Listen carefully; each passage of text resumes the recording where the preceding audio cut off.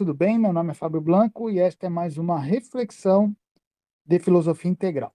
Bom, hoje eu quero conversar com vocês sobre os aspectos que envolvem uma das obras do pintor Michelangelo Caravaggio, chamada A Inspiração de São Mateus. Na verdade, o que eu vou fazer é usar essa obra como um exemplo de um período da história e refletir sobre ela como um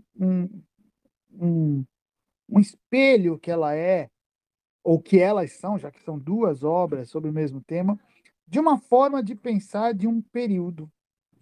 E que período é esse? Esse período é o período do Renascimento. Ah, mas ali o Caravaggio ele vai pintar essa obra no final do século XVI, já no início do século XVII.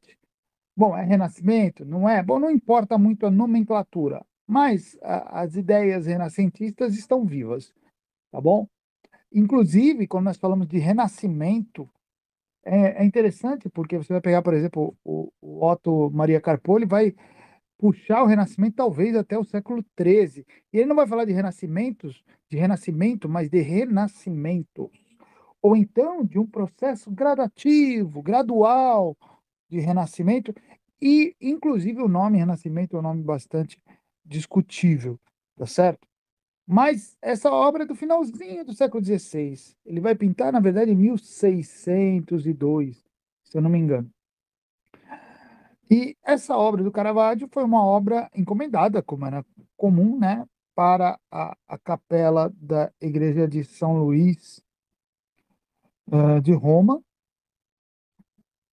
E toda a história que envolve a, a, a entrega da obra, a rejeição da primeira obra e a aceitação da segunda obra é o que nos vai dar o mote para discutirmos aqui o que nós queremos discutir. Bom, apenas para contextualizar a questão, nós temos que sempre ter em mente que o período anterior do Renascimento, o período pré-Renascimento, era um período em que a sociedade vivia baseada na revelação, certo? Baseada numa verdade que vinha desde fora. A verdade era algo que era entregue às pessoas. Vigorava naquele período mais um princípio de obediência. Havia uma ausência de autodeterminação quanto ao próprio destino e quanto à própria função na sociedade. Era uma sociedade que se costuma chamar de sociedade fechada, uma sociedade onde cada pessoa tinha mais ou menos a sua posição, que era vista de maneira muito mais orgânica que hoje, e que na qual as pessoas não tinham assim autonomia para interpretar a realidade, mas a realidade era dada, né, externamente para o indivíduo. Por quem era dada? Pela sociedade, que a gente pode resumir ali pela igreja, pelas autoridades, mas quando a gente fala de uma visão geral de existência, pela igreja. Assim era a sociedade antes do Renascimento.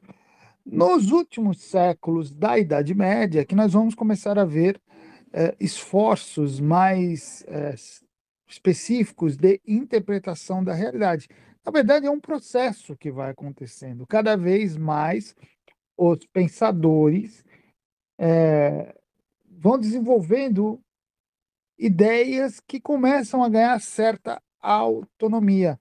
Então você vai começar a ver os intelectuais pensando com mais esmero, você vai percebendo uma individualidade aflorando nos homens. Veja que eu estou falando de pensadores, a grande maioria desses pensadores eram padres, era gente ligada à igreja, já que a igreja é que detinha ali quase o monopólio da intelectualidade, né? Então, isso dentro da igreja, tá? Os padres dentro da igreja, as pessoas envolvidas na igreja é que estavam ali começando a desenvolver a individualidade. Ah, Fábio, mas antes deles não pensavam individualmente? Pensavam, claro que pensavam. Mas o que eu digo é na interpretação da realidade. E esse é um movimento normal do desenvolvimento da da própria intelectualidade. Quanto mais as pessoas vão é, impondo suas investigações, pensando detalhes cada vez mais sutis da realidade, é óbvio que isso força quase que naturalmente a inteligência a exercitar-se de maneira autônoma, certo? Então isso é normal, é um processo que vai acontecendo. Ah, quando começa esse processo? Não tem assim um começo, desde sempre os homens fazem isso. O que vai acontecendo é um aprofundamento. Os homens vão se aprofundando no seu entendimento, na sua busca, no seu pensamento, nas suas investigações, e isso vai levar cada vez mais a interpretações mais individualizadas da realidade. Quando nós chegamos no período que nós chamamos de Renascimento, que ficou estabelecido o Renascimento mais ou menos ali no século XV, né? Século XVI, século XV, século XVI. Renascimento. O que é o Renascimento? Seria o momento em que os homens, a intelectualidade, começa a, a, a reivindicar a capacidade de interpretar a realidade por si mesma. Ou seja, os indivíduos começam a pensar que podem decifrar o que é a realidade, entender o que é a realidade, independentemente daquilo que as autoridades entregavam, daquilo que a sociedade entregava, daquilo até mesmo que a igreja entregava, né? Então, cada um passa a ter uma certa autonomia para interpretar a realidade. Mas, gente, isso é muito importante a gente entender. Isso não é um processo que acontece do dia para a noite. Entrou o Renascimento, virou. Os séculos, homens de repente começaram a pensar de maneira autônoma e interpretar a realidade individualmente. Não é assim. Isso é um processo. Um processo que até a gente pode dizer que durou séculos e séculos e séculos. É um processo gradual, conforme o acúmulo de conhecimento, conforme a sutileza dos pensamentos, conforme a especialização das investigações. Isso vai fazendo os homens pensarem cada vez mais de maneira individual. Quando a gente atinge o século XIV, XV, realmente chega um momento que há um florescimento da individualidade. Quando eu falo florescimento, vejam bem, eu não estou em nenhum momento aqui fazendo juízo de valor, se isso é bom ou ruim, é apenas o fato. Acontece um florescimento da individualidade e os homens começam a se sentir mais à vontade para pensar por si mesmos. E é, começam a interpretar a realidade, mas sempre deixando claro, é, é um processo gradual de uma luta entre autoridade e autonomia, que no século XV, no século XVI, chega assim quase no seu ápice. Mas mesmo quando nós falamos de renascimento, nós vamos falar num período ali de conflitos externos e internos em relação a isso. Os homens, os mesmos homens que estavam pensando a realidade, os mesmos homens que estavam discutindo, pensando, investigando, eles também tinham dentro deles esse conflito ainda. Não eram homens que estavam totalmente livres para pensar como queriam. Havia ainda o conflito da autoridade religiosa com a autonomia do indivíduo. Havia ainda o conflito da revelação entregue com a possibilidade dos homens interpretarem a realidade por si mesmos. Isso havia dentro de cada homem, né? Eu até entendo que a nomenclatura renascimento é uma falha, é mais um nome propagandístico do que uma definição do período. Porque, na verdade, o renascimento é a idade média, é a verdadeira idade média, ou seja, a verdadeira idade de transição. Nós temos aquilo que nós chamamos de idade média, que seria a idade religiosa, a idade teológica, vamos dizer assim, a idade, falando intelectualmente, quando a revelação era a referência e o princípio do conhecimento, e quando a gente chega no Renascimento, há um período de transição em que os próprios pensadores ficam ali vacilando entre a revelação e a investigação pessoal. Então, o período do Renascimento é o período que a gente deveria chamar de Idade Média, sem nenhum demérito ao período, diferente de como os próprios renascentistas e os próprios posteriores modernistas chamaram a Idade Média de maneira pejorativa, né? Porque a Idade Média que nós chamamos não tem nada de média. Ela durou muito tempo para ser média, para ser apenas uma transição, para ser apenas uma passagem. É a idade teológica, a gente pode dizer, a idade religiosa. O Renascimento seria a Idade Média, né? E a obra de Caravaggio, ela está dentro desse período da Idade Média, desse período médio, né? Que a gente deveria chamar de Idade Média. Porque é uma obra, veja bem, se você pegar a obra do Caravaggio, ele tem todas as características dessas mudanças, né? Eu coloquei aqui para vocês, vocês que estão me acompanhando aqui ao vivo no Telegram, eu coloquei aqui as duas pinturas que nós vamos usar para debater hoje, certo? E as duas pinturas têm as características, né, do Caravaggio. Então, nós temos aqui a primeira. As duas são a mesma, tá? Mesmo tema, a inspiração de São Mateus. E você vai ver aqui, ó, algumas características típicas assim de uma mudança de pensamento. Veja bem. Primeira coisa, foco na individuação. Você veja que os personagens, aqui o personagem é Mateus, São Mateus, é o anjo também, né? Mas o personagem principal é São Mateus. Veja que tem um foco nele, ele está no centro da pintura, principalmente da primeira pintura, né? A segunda pintura é um foco mais dividido com o anjo. Na primeira, anjo está ao lado do apóstolo, mas o apóstolo é a figura central. Então você veja que tem a questão do indivíduo, foco na individuação, um foco no personagem. Você vai ver também que em volta, isso é uma característica típica do Caravaggio, em volta dos personagens é escuro, porque não importa o ambiente, importa o indivíduo, importa o personagem, aquele que está sendo retratado. Você vai ver também, em todas as obras do Caravaggio, esse, esse detalhamento anatômico, né? Essa preocupação em retratar o homem nos seus detalhes, nos seus pontos mínimos. É impressionante. Se você pegar aí na internet as obras de Caravaggio em altíssima resolução, depois você dá o zoom para aproximar, é algo impressionante, belíssimo, lindíssimo, né? Mas, ao mesmo tempo, apesar de tudo isso, nós vamos encontrar aqui os temas, todos os temas religiosos. Ah, mas isso é porque ele era encomendado para fazer isso. Não, tudo bem, mas eram temas religiosos.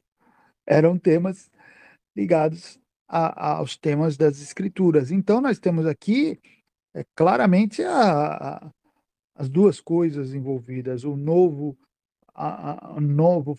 florescimento, né, do individualismo, ao mesmo tempo tratando dos temas religiosos. Ou seja, é o renascimento claramente na obra de Caravaggio. Então, como eu disse, o Caravaggio ele foi contratado para pintar esse quadro para a capela da igreja de São Luís dos Franceses em Roma. E a história desses quadros é assim, ela é muito incerta. Então, tudo que eu falar aqui apenas serve como ilustração, mas não dá para levar como certeza histórica. Mas uma das versões, talvez a versão que tenha mais lógica, assim, apesar de não saber que isso é verdade, é que a primeira pintura, eu coloquei as duas pinturas aqui, a primeira, que é com o apóstolo sentado, essa primeira pintura foi a primeira que ele apresentou e teria sido rejeitada pelos religiosos, né? E o argumento que se tem oficialmente não me faz muito sentido, mas é o que ficou oficial, de que os religiosos acharam que a figura do apóstolo não retratava bem um santo, uma pessoa digna de, de honras, né? Porque o que se diz, né, nessas versões oficiais é que o apóstolo aqui na primeira versão está sendo retratado como um homem inculto, que o anjo dirige a mão dele para escrever, enquanto na segunda tem mais a ver com um homem culto e tal. Eu acho que não tem nada a ver essa fala. Pelo contrário, o que eu vejo aqui não é isso. Mas essa é a versão oficial. É, Provavelmente, aí eu digo isso. A questão não era a figura de se houve mesmo a rejeição, porque existe uma versão que fala que não houve a rejeição, que o primeiro quadro era temporário mesmo, e que o segundo equivale. Não sei também, isso não me faz muito sentido isso também. Mas vamos ficar com a versão da rejeição do primeiro quadro e aceitação do segundo quadro. O motivo, a figura do apóstolo, essa para mim não faz, esse motivo para mim não faz sentido. Para mim, e é isso que nós vamos verificar aqui, olhar juntos os quadros. Então, se você está aí acompanhando pelo Telegram, dê uma olhadinha nas duas figuras que eu coloquei aí no nosso grupo. Se vocês olharem os dois quadros, para mim o problema não é a figura do santo, mas todo o contexto ali do ambiente e da história contada pelo quadro. É isso que eu vejo.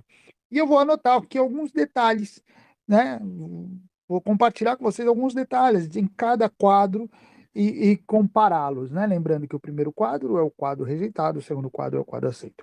Então, a primeira coisa que eu vejo no primeiro quadro é um homem, o apóstolo, olhando firmemente para o que ele está escrevendo. Então, é um homem que está ali compenetrado nas letras. Compenetrado nas letras. Então, isso é típico do período renascentista. O período renascentista foi um período que se caracterizou pela preocupação filológica, preocupação com a palavra, preocupação com o sentido das palavras.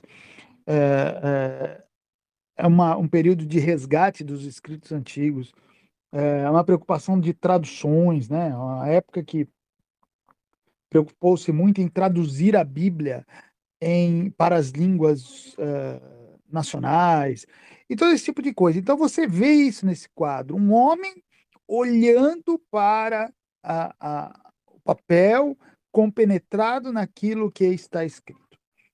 No segundo quadro, já é diferente. Se você olhar, o apóstolo está preocupado, um olhar voltado para captar o anjo. O papel, ele nem está olhando para o papel, ele está olhando para o anjo, né? E isso mostra uma típica visão do período anterior, do período teológico, no qual os homens, inclusive os intelectuais, eles partiam da revelação.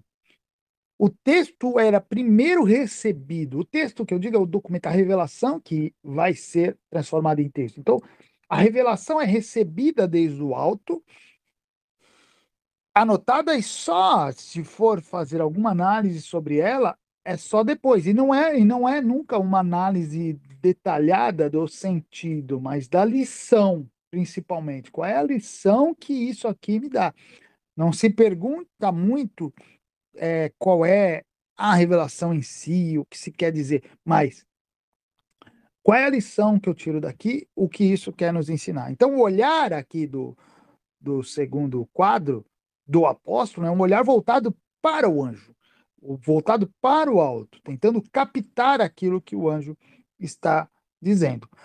No primeiro quadro, se nós formos tentar captar o pensamento, né, se for possível captar o pensamento do apóstolo, nós vamos ver que ele está buscando é, interpretar, né, aquilo que é comum, o escritor, ele escreve, mas a escrita tem uma lógica, a escrita tem uma interpretação, a escrita tem todo um trabalho cognitivo, né? E você percebe esse esforço do, do, do apóstolo aqui nesse trabalho. É um esforço hermenêutico, inclusive, né? Apesar de ser, vamos dizer, do próprio texto, mas a gente também tem que fazer um esforço hermenêutico para o nosso próprio texto, né? E você percebe esse esforço que ele está escrevendo, está pensando, típico do Renascimento.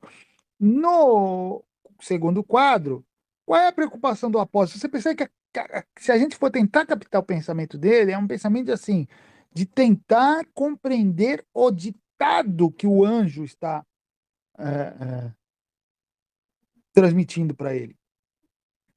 Né? É uma preocupação assim, o que você está falando? Eu quero entender o que você está falando para que eu possa reproduzir. Então, o apóstolo aqui ele aparece quase como um reprodutor das palavras divinas, né? Que é a forma de ver do período teológico, né? Olha, como se os apóstolos, os escritores inspirados da Bíblia, foram meros instrumentos, meros canais para as palavras de Deus. Olha que interessante. O apóstolo, no primeiro quadro, ele está sentado como que absorvido no problema. Isso é impensável antes do período renascentista. Por quê? Ele está ali absorvido numa reflexão autônoma, quase que tentando impor o seu ponto de vista sobre aquilo que está sendo escrito, quase tentando transmitir a sua individualidade para o papel. Ah, tem um anjo do lado, mas ali está o homem também refletindo sobre as questões. Lembra que eu falei, né, dessa nova perspectiva, o homem tendo essa liberdade, autonomia e ter a responsabilidade de interpretar as coisas. No segundo quadro, a gente não vê nada disso. No segundo quadro, eu não vejo um homem refletindo. Caravaggio não coloca essa expressão no rosto do apóstolo. Nós não vemos isso. Nós vemos ali, no segundo quadro, um homem apressado, né? Um homem apoiado, né, sobre os joelhos. Você vê ali o apóstolo quase como um instrumento, um mero instrumento. Olha, eu sou um instrumento, estou aqui escrevendo e a minha individualidade não importa. O que importa é o que o anjo está falando para mim. Eu aqui sou apenas o canal, né? O canal físico para que a revelação seja documentada. Mas não importa a minha individualidade. Essa é a imagem que me passa o apóstolo do segundo quadro. Diferente do apóstolo do primeiro quadro. Veja, o apóstolo do primeiro quadro, ele está sentado com as pernas cruzadas, numa atitude não tanto vai de relaxamento, mas um relaxamento físico, talvez. Um relaxamento físico com uma compenetração intelectual, certo? É, numa atitude fixa. Aqui estou fixado neste local, pensando sobre isso. É minha responsabilidade compreender aquilo que está sendo escrito.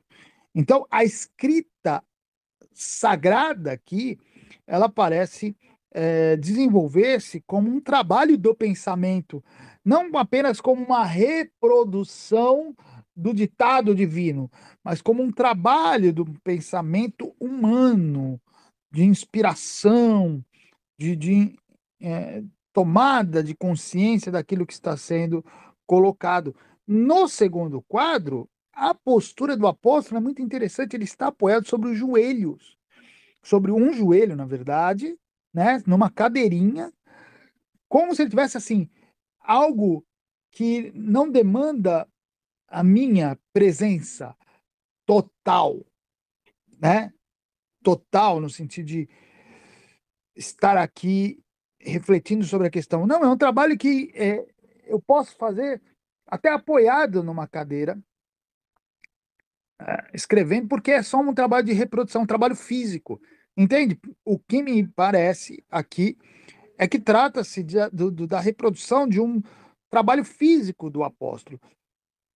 Se você olhar, a própria cadeira, Caravaggio era terrível. Para mim, vamos abrir parênteses aqui, para mim, Caravaggio, me parece que ele faz assim para até uma provocação, tá? Me parece.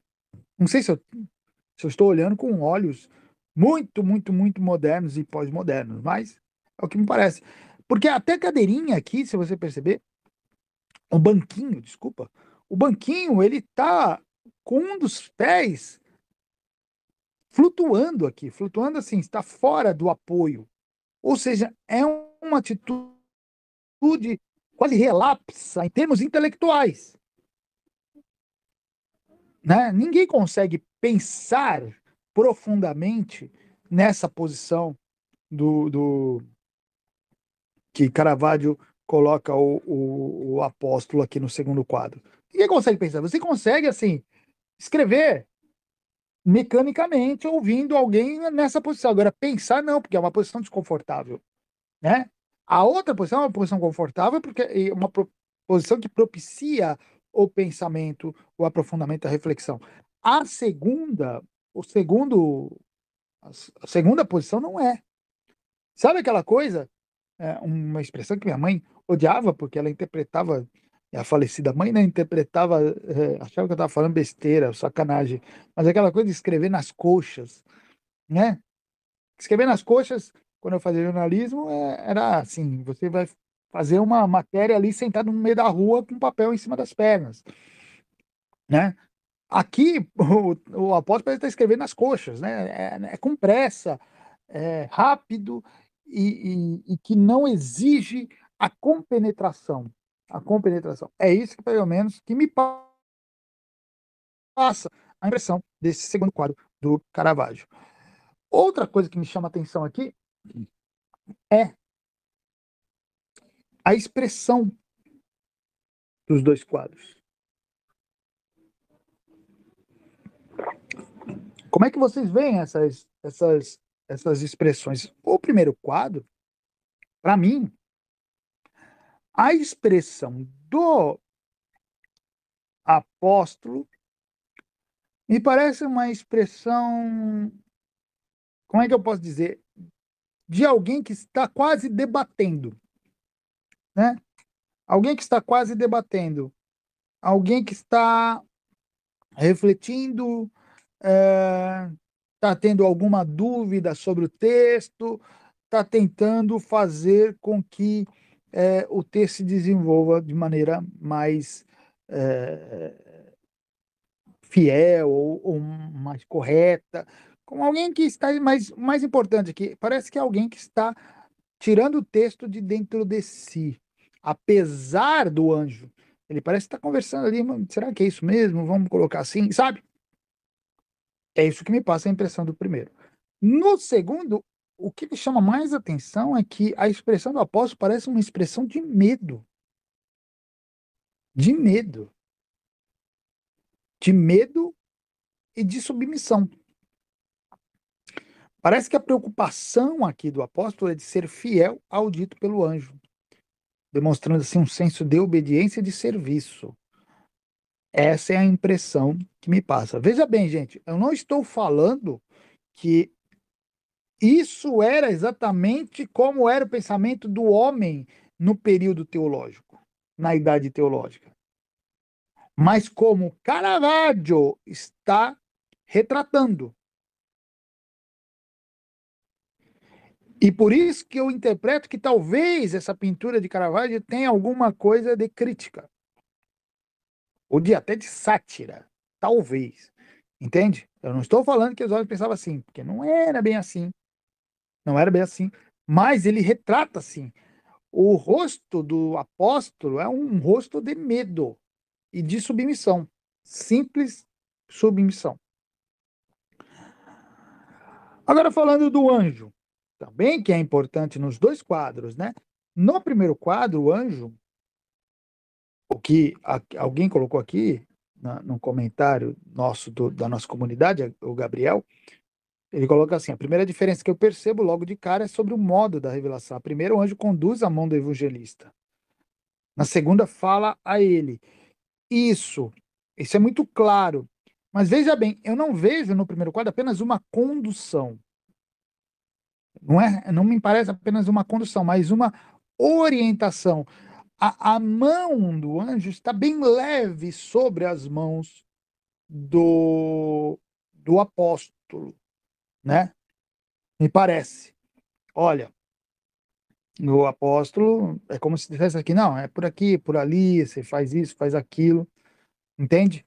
Me parece isso, que a mão do anjo está mostrando um processo de auxílio, como se é, a documentação da revelação fosse um trabalho de parceria entre o céu e a terra, entre Deus e os homens.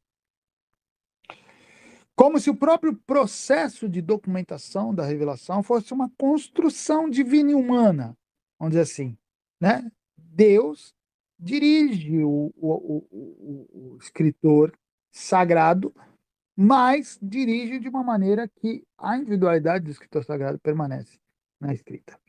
Na segunda, algo que me chama muita atenção no anjo é o dedo. É como ele está ditando, claramente ele está ditando. Mas o ditado, veja bem, ele parece um ditado muito exato. Quando ele faz com o dedo, né? Como se estivesse contando. Ó, é isso, é aquilo outro. Isso passa a imagem de alguém que está ditando algo muito exato, né? Algo muito exato, algo que é assim, ó, apóstolo, é isso, aquilo e aquilo outro. Escreva aí exatamente o que eu estou falando, mostrando aí a revelação como uma apresentação de fatos e palavras. Ó, as palavras são essas, exatas. Então, há uma necessidade de fidelidade estrita àquilo que se está falando, onde há um mínimo espaço ou nenhum espaço para a interpretação pessoal. É aquilo outro e aquilo outro, sabe? Essa é a impressão que o anjo me passa numa diferença, né? Dessa relação do céu, de Deus, com os homens na revelação das Escrituras. O nível também, né? O nível em que está pintado o anjo é muito evidente. O anjo no primeiro quadro está exatamente no mesmo nível do apóstolo. Ele está ao lado do apóstolo, no mesmo nível, o que mostraria, vamos dizer, Deus ao lado dos homens. E mostraria, assim, uma religião ou uma relação com Deus baseada numa amizade, numa parceria, nos dois caminhando juntos. E até na construção da documentação revelatória, é, essa parceria. Já o segundo quadro, claramente o anjo está acima, totalmente acima, totalmente acima. A, a, as mãos do anjo já estão acima da cabeça do apóstolo. O corpo está todo lá para cima. E é como se o anjo estivesse, ó, veio dar uma passadinha aqui na terra, né?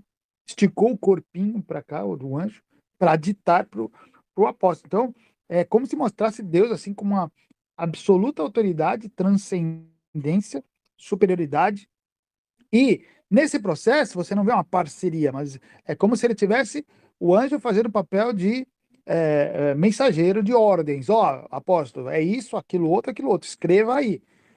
Pelo menos é a imagem que me passa nesse quadro. Bom, no primeiro quadro, eu já falei, é como se os dois estivessem conversando, né? Como se a documentação da revelação fosse uma construção em parceria dos dois. E no segundo quadro, o apóstolo como mero ouvinte. E no desenho do apóstolo, veja, no primeiro quadro, o apóstolo é comum, um homem comum, sentado, de pernas cruzadas. Não há nenhuma identificação, não há nenhuma identificação de quem é esse homem. Não há identificação. Esse homem é um santo? Esse homem é um é um camponês? É um sábio? É alguém superior, inferior? Não dá, não tem indicação. No segundo quadro, não, tem a auréola, claramente indicando a santidade do apóstolo e, e mostrando que ele é um homem separado por Deus. Então, nós vemos aqui que o segundo quadro mostra assim, como se as coisas do céu e da terra não se misturassem. O segundo quadro é tudo muito misturado e a própria revelação parece, ou a documentação da revelação parece uma construção em parceria. Bom, eu não sei se vocês conseguem identificar mais alguma coisa. Uma coisa interessante é que eu, eu fui procurar meu texto sobre esses quadros e eu tinha certeza absoluta que eu havia escrito um texto, um artigo sobre os quadros. Qual foi a minha surpresa quando procurando no meu blog eu não achei? Ou seja, eu não escrevi. Eu acho, não, eu escrevi alguma coisa que eu me lembre, mas eu não publiquei. Olha que coisa. Essa reflexão sobre os dois quadros, os dois São Mateus de Caravaggio, é algo que está dentro de mim já maturando há muito tempo, mas eu ainda não havia escrito, então eu vou escrever ainda um texto sobre isso, sobre essa reflexão, mas eu fui procurar para ver se eu tinha algum detalhe que na época eu havia captado, mas como eu não achei o texto, não sei onde está esse texto, não publiquei, então não sei. Agora, se alguém colocou algum detalhe, se alguém viu algum detalhe, é, até pode escrever aqui. Ainda não vou abrir o áudio, mas pode escrever aqui no comentário aqui dos dois quadros, como escreveram aqui o Gabriel e a Lu. A Lu colocou assim: em um, o divino está próximo interagindo com a ação humana. No outro, vemos uma distância entre o divino e o humano, sendo que fica acima e o homem meio que desconectado. Exatamente. Ela escreveu antes da aula e captou exatamente. O que, né? A gente, acho que todos nós estamos captando isso. Mas, para finalizar essa questão, o que mostra isso aí, a intenção aqui é mostrar que no próprio Caravaggio aqui,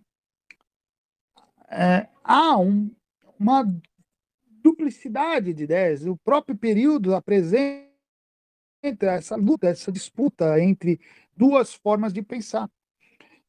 E isso é típico do Renascimento, é típico da realidade daquele tempo, é típico de qualquer período.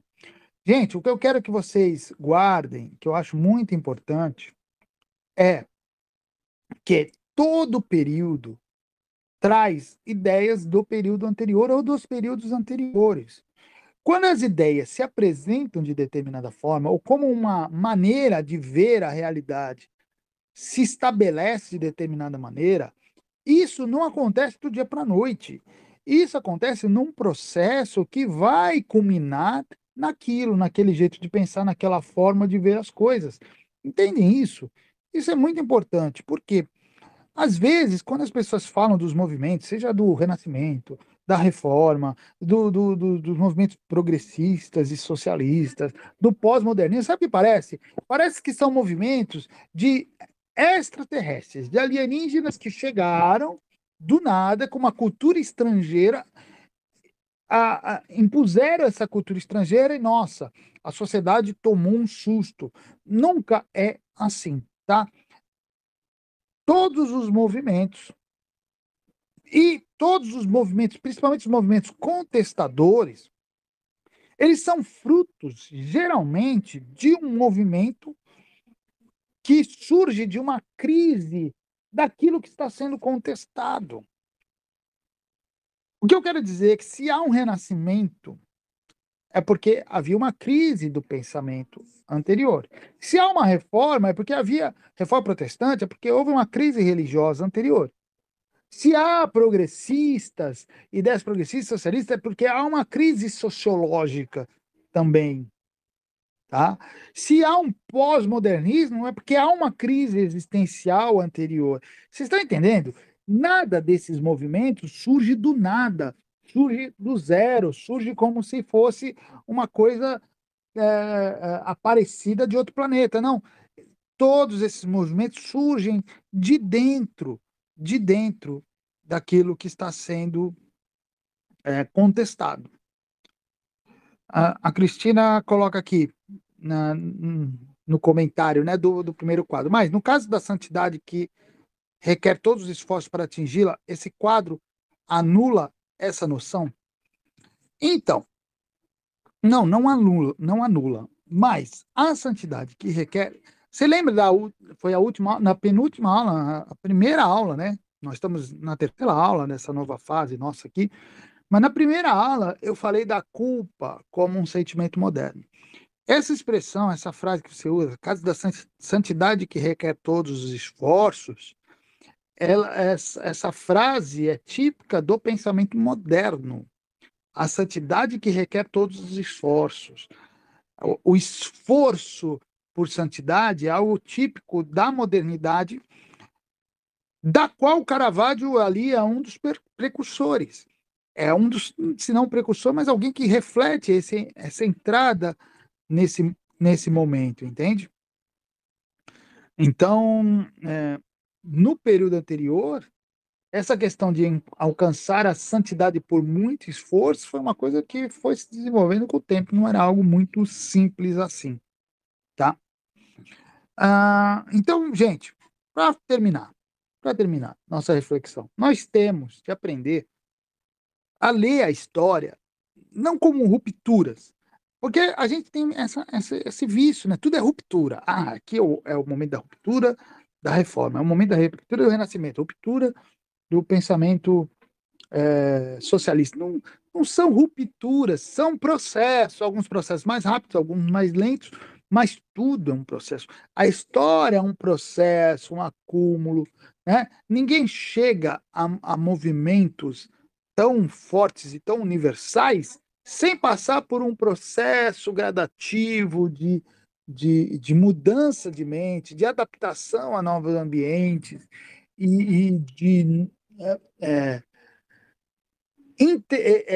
absorção de uma nova maneira de pensar. Isso não aconteceu do dia para principalmente nos tempos anteriores em que as mudanças mesmo ambientais eram muito mais lentas. Hoje, até é mais propício a mudanças muito mais rápidas, porque as formas até de manipulação e até de engenharia mental com comunicação de massa é muito mais fácil, né? Mas é muito mais propício.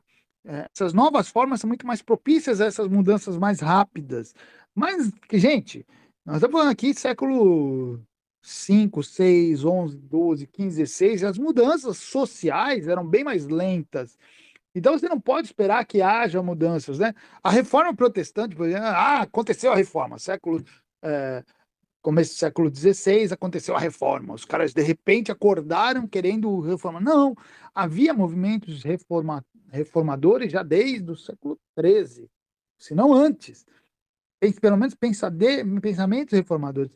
Se acontece a reforma no século XVI, é porque aquilo já estava fervilhando na mente das pessoas de um processo que vinha já desde muito antes, tá? Então, isso que eu quero que vocês guardem dessa reflexão sobre os quadros de Caravaggio.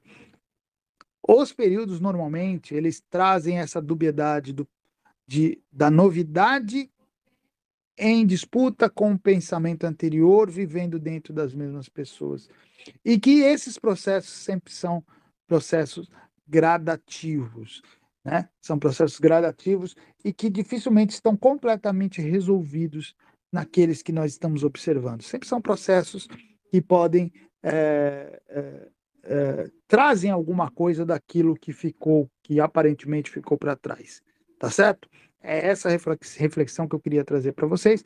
Espero que tenha sido útil para todos, tá bom? Bom, vamos lá. Como já está ficando de costume aqui no nosso nas nossas reuniões. Se alguém quiser fazer alguma pergunta, fique à vontade. É só levantar a mãozinha e eu abro o microfone para falar.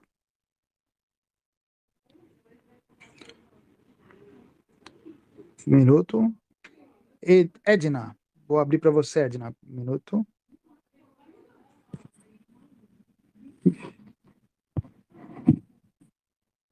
Aí. Ah, eu liberei, mas agora.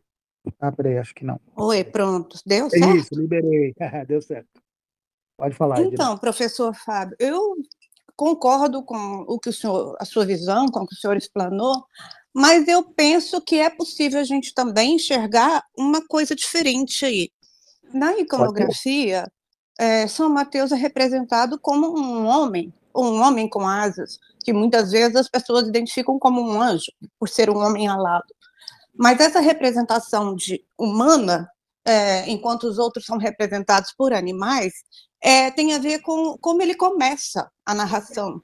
Porque ele começa com a genealogia de Jesus. Então, ele começa mostrando Jesus como homem, um homem nascido descendente de tais e tais pessoas. E, ao meu ver, no primeiro quadro, a gente tem uma interferência do anjo muito mais intensa do que no segundo, pela própria proximidade do anjo com o santo, pela condução da mão do santo pelo anjo. Então, me parece que ali a gente pode observar não um desrespeito, mas uma falta da liberdade que Deus concede aos humanos, porque ali tem todo o sentido da condução divina sobre o apóstolo, enquanto que no segundo quadro a gente vê apenas o anjo ditando e deixando a condição do homem como proceder a narração, como fazer, como juntar as coisas. Então, Essa Edna, é uma visão que a gente pode ter. mas essa sua interpretação, obrigado, viu, pela sua participação. Vou comentar agora, viu? Muito obrigado. Essa sua interpretação, ela é até a interpretação mais comum, quase a interpretação oficial, que é ao contrário da que eu faço, né? Que a primeira, o anjo está conduzindo, né? E a segunda, o anjo está ditando e deixando para o apóstolo escrever. Bom, seria isso, me parece, né? É uma interpretação de um quadro, não é a interpretação de um texto. Então, tudo é no me parece, nós estamos falando de impressão, é linguagem, né, poética, é impressão. Mas me parece que o que o Caravaggio quis mostrar é exatamente o contrário, o que me parece. Juntando todo o contexto, né? No primeiro quadro, apesar da mão em cima, o que daria a ideia de condução, mas a mão em cima, com ele do lado, os dois num processo, parece, de conversa e troca, a reflexão do apóstolo sobre o quadro, sobre o texto, né? E uma impressão suave, assim, do anjo, né? No segundo quadro, apesar de o anjo ditar e como se deixasse para o apóstolo, agora é com você, e a atitude do apóstolo me parece muito mais mecânica. Ele ouve o anjo ditando exatamente, nem está olhando para o papel, ele está olhando para cima, né? Para o anjo, ó, o que, que você está dizendo? O que eu vou anotando. Né? Quase que um processo jornalístico ali, de anotação das coisas como elas são exatamente. Então, a sua interpretação, Edna, é a interpretação praticamente oficial e histórica do quadro. Mas quando eu olho os quadros, tentando entender, comprando a ideia de que o primeiro foi rejeitado, de que o segundo foi aceito, comprando a ideia da figura de Caravaggio, que era uma figura um tanto controversa, comprando a ideia de que a diferença entre os quadros é gritante e que ele está querendo passar uma mensagem. Bom, comprando todas essas ideias, me parece, a impressão que eu tenho é essa que eu falei.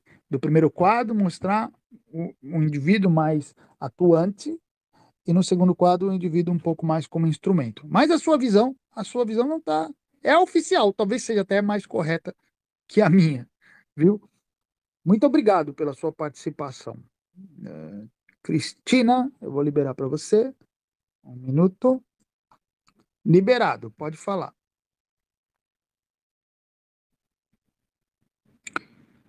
Se não estou ouvindo a sua voz, aperte o botãozinho para liberar aí. Vê se você está apertando o microfone. Tá ok agora, professor? Ok. Boa tarde, professor Fábio. Boa tarde a todos os participantes desta aula incrível e muito prazerosa, né, de ver esses quadros do Caravaggio. Professor, eu gostaria de me atentar a 3 pontos. Primeiro seria a própria figura do Caravaggio, o segundo seria a própria figura do anjo, e o terceiro ponto seria a questão da santidade. Sabendo e estudando sobre Caravaggio, sabendo que ele era uma pessoa muito complicada, muito cheia de problemas, de controvérsias, Caravaggio era uma pessoa que ele não era suportado de tantos problemas e de tantos erros. Ele só mostrava algo de bom no seu trabalho mesmo, nas pinturas, né?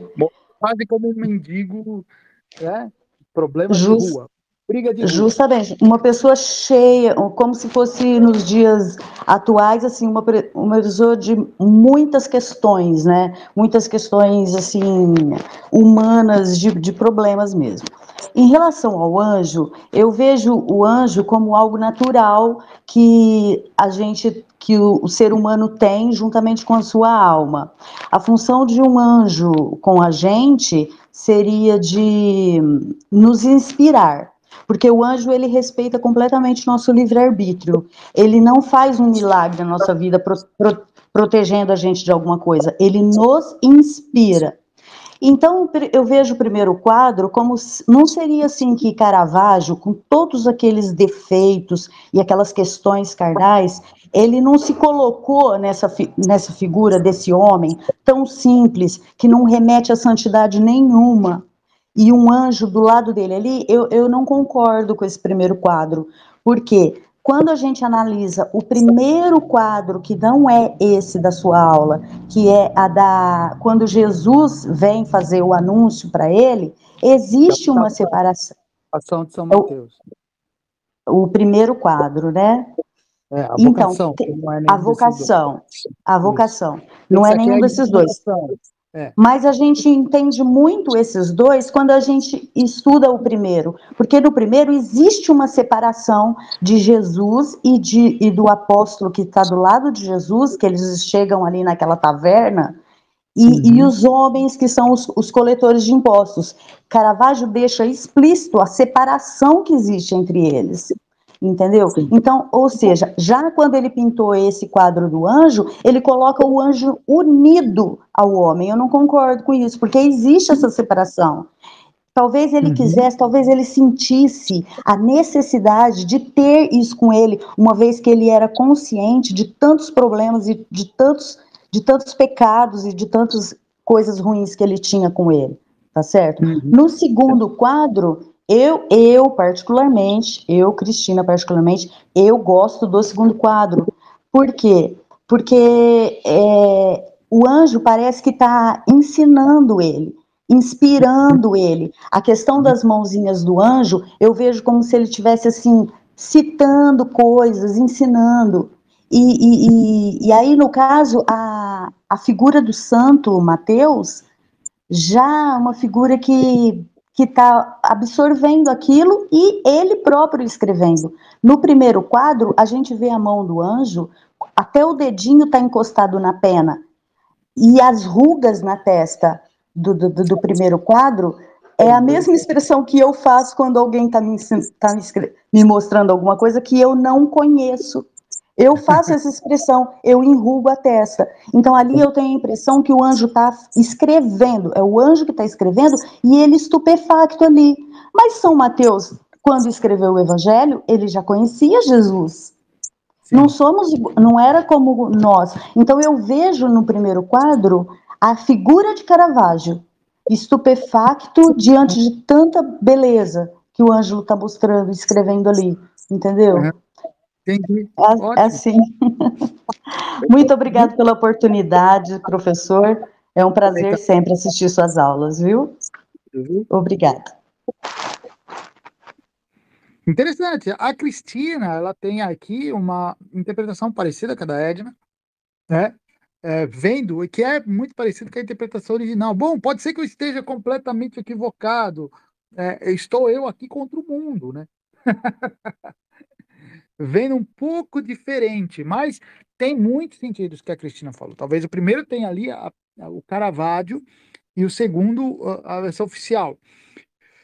E essa impressão que a Cristina passa, a impressão que a Cristina tem, talvez seja a impressão que os homens tiveram na época em relação à pintura. Mas eu ainda fico, hein?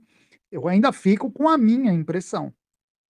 Eu não vejo o anjo no primeiro quadro dirigindo, mas acompanhando, auxiliando o apóstolo, o apóstolo na escrita. É a minha impressão. E como nós estamos falando de quadro, eu tenho direito a ter essa impressão, né? Ninguém pode brigar comigo por conta disso, porque é questão de impressão mesmo. Mas é interessante. Outra coisa que a Cristina falou da separação do anjo, é, na vocação, o Cristo está separado, mas é o chamado, né? Aqui é a construção da documentação da revelação, que é uma outra coisa, né? Que talvez o Caravaggio esteja querendo mostrar, primeiro mostrando essa construção partilhada, em parceria, e na segunda, não. A minha impressão, mais uma vez, né? Não preciso repetir. A Jaqueline está chamando aqui, eu vou liberar para você, Jaqueline. Pode falar, Jaqueline, está liberado.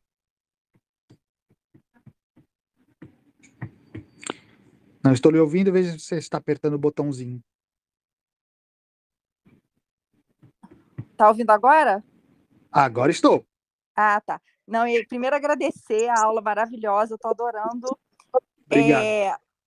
Não, eu queria fazer assim considerações diferentes, né? Um pouco. Primeiro, eu acho que isso tem a ver com a composição também do quadro, né? Que a gente vê uma diagonal do santo, no segundo quadro, do anjo, né? Para o santo, segue uma tradição também dos evangelhos medievais, né? Que tem o Mateus recebendo a revelação, mas eu acho também assim, não tem, eu assim teria que ver, pesquisar um pouco mais, mas o que outros artistas estavam fazendo na mesma época? Porque aquele quadro da descida da cruz, que tem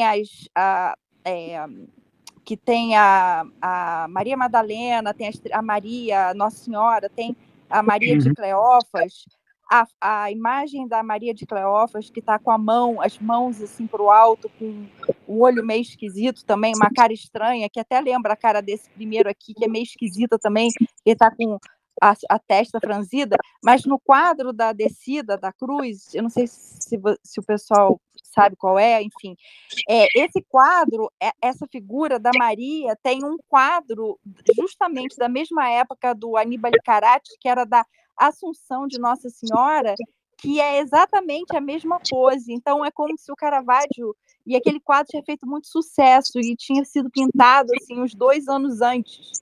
E aí o Caravaggio usou aquela imagem da Nossa Senhora e passou, e você vê claramente que ele usa essa ideia no quadro dele. Então, eu não sei, assim, pode ser que tenha outros fatores também, né? Pode ser. Mas eu acho muito que essa diagonal que tem do anjo mais acima pro São Mateus embaixo dá muito essa conotação da revelação, né? Mais assim falada, e o outro que ele está do ladinho aqui talvez fosse uma coisa de artista mesmo, né? Do tempo, de uma composição que ele fez primeiro e talvez não tenha agradado, ele vai e faz uma segunda num outro momento também. É isso. Isso aí. Ótimo. Obrigado, Jaqueline, por comentar a sua fala. Muito obrigado, viu? Eu que agradeço. Então, a Jaqueline já tem uma impressão mais parecida com a minha também, né? Nessa questão do anjo com o apóstolo. É questão de impressão, gente. Eu acho que o legal da arte, né, da arte pictórica especialmente, é isso. Estamos falando de impressões, não são palavras, não é texto que nós interpretamos, nós temos a impressão. A impressão geral acaba sendo comum, mas os detalhes passam, são muito subjetivos, né? Jaqueline, eu vou abrir aqui porque está dando que você está abrindo. Eu não sei se você quer falar, mas vou abrir aqui, que de repente você quer falar, eu não sei. Não, é que eu não sabia como é que desligava isso aqui. É só. Não É faz normal, nada, né? Ah, tá tá. ótimo. Obrigado, viu? Nada, obrigada. Sandra, vou liberar para você, Sandra. Pode falar, Sandra, tudo bem? Oi, professor, boa tarde a todos. Parabéns pela aula, professor, muito boa mesmo. Obrigado. Uma coisa que me chamou a atenção, no primeiro quadro, ele está ali com o livro na perna, né? Está escrevendo, está ali com o anjo na perna. E no Sim, segundo, é sobre uma mesa. Eu acho interessante, pelo menos para mim. Quando eu estou lendo, acho que a maioria das pessoas tanto pode ler sentado numa mesa, como no sofá, numa cadeira, no chão debaixo de uma árvore, não importa. Mas quando vai escrever, que está estudando, com certeza é melhor escrever sobre uma mesa, quando é algo assim mais importante, entende? Foi uma coisa, um detalhe que me chamou a atenção, sabe? Sobre é isso, né? interessante. É, eu vou comentar até antes de desligar. Eu estou exatamente na mesma posição nesse momento, né? Depois, quando eu vou colocar esse vídeo no YouTube, eu estou exatamente na posição do primeiro quadro agora, dando uma aula.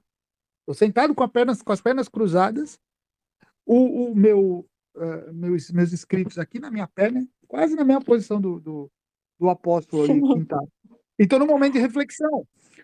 Eu não conseguiria refletir muito daquele jeito do segundo quadro, com o Ah, joelho sim. um banquinho meio bamba, porque até a perninha do banquinho meio para fora ali.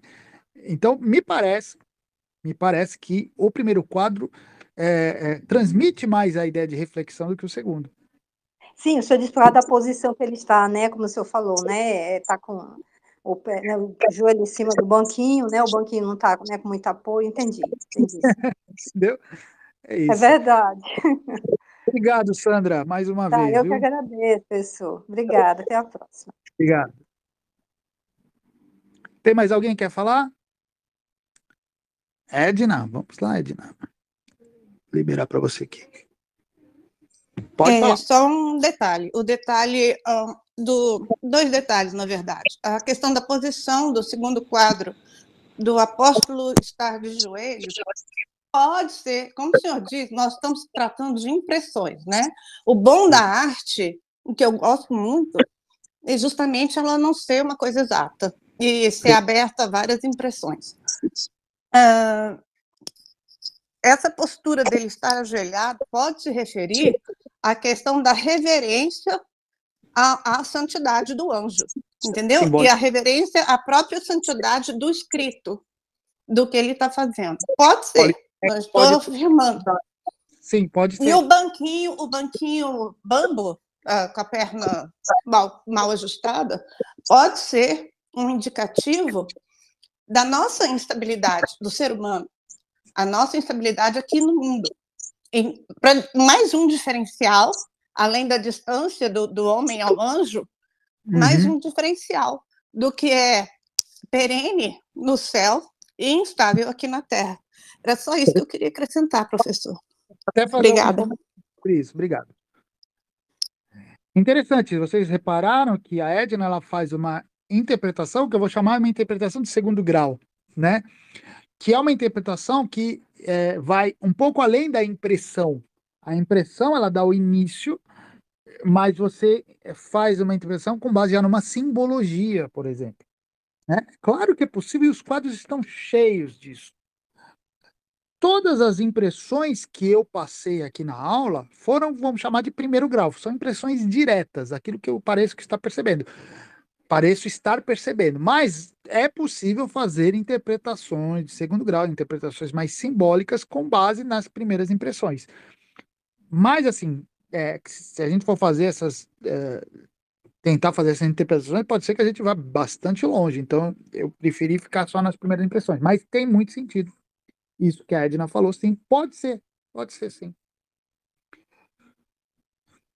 Cristina, vou liberar. Pode falar. Professor, obrigado por mais uma oportunidade. Eu queria falar que eu também gosto muito dessa interpretação da Edna e vim a pensar isso também. Eu gostei muito. Professor, Legal. agora eu queria te fazer uma pergunta. Faça.